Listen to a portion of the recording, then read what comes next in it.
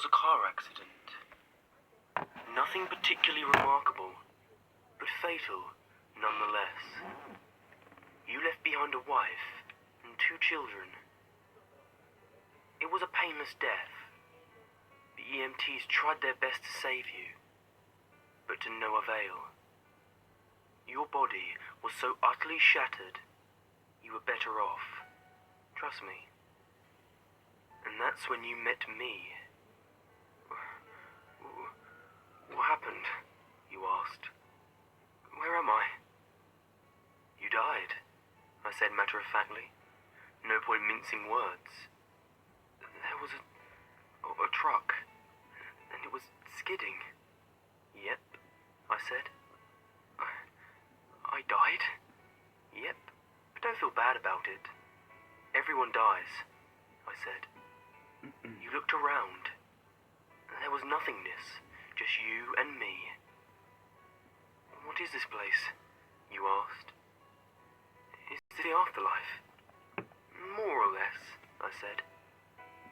Are you God? You asked. Yep, I replied. I'm God. My kids. My wife, you said. What about them? Will they be alright? That's what I like to see, I said.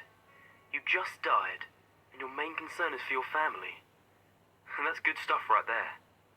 You looked at me with fascination. To you, I didn't look like God. I just looked like some man.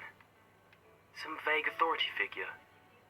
More like a grammar school teacher than the Almighty. Don't worry, I said. They'll be fine. Your kids will remember you as perfect in every way. They didn't have time to grow contempt of you. Your wife will cry on the outside, but will secretly be relieved. To be fair, your marriage was falling apart. If it's any consolation, she'll feel very guilty for feeling relieved. Oh, you said. So, what happens now? Do I go to heaven or hell or something? Neither, I said. You'll be reincarnated. Ah, you said. So the Hindus were right. All religions are right in their own way, I said. Walk with me. You followed along as we strolled in the void. Where are we going?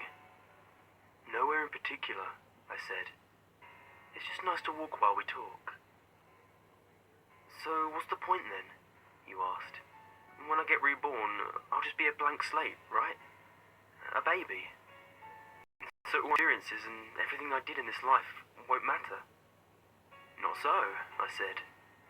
You have within you all the knowledge and experiences of all your past lives. You just don't remember them right now. I stopped walking and took you by the shoulders. Your soul is more magnificent, beautiful, and gigantic than you could possibly imagine.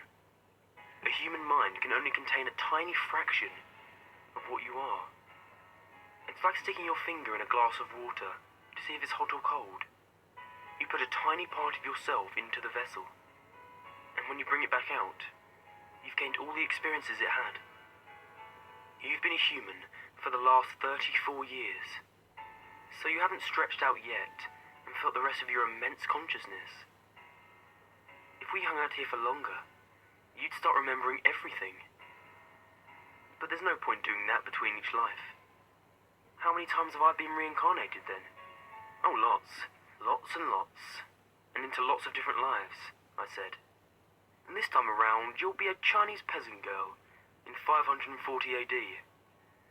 Wait, what? You stammered. You're sending me back in time? Well, I guess technically, time as you know it only exists in your universe. Things are different where I come from. Where do you come from? You pondered. Oh sure, I explained. I come from somewhere else, and there are others like me.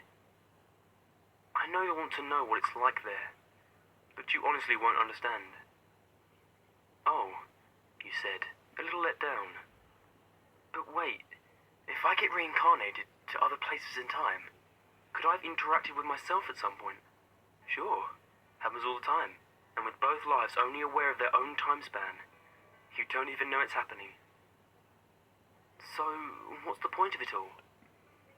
Seriously? I asked. Seriously? You're asking me for the meaning of life? Isn't that a little stereotypical? Well, it's a reasonable question, you persisted. I looked into your eye. The meaning of life, the reason I made this whole universe, is for you to mature. You mean mankind? You want us to mature? No, just you. I made this whole universe for you. With each new life you grow and mature, and become a larger and greater intellect. Just me, but what about everyone else? There is no one else, I said.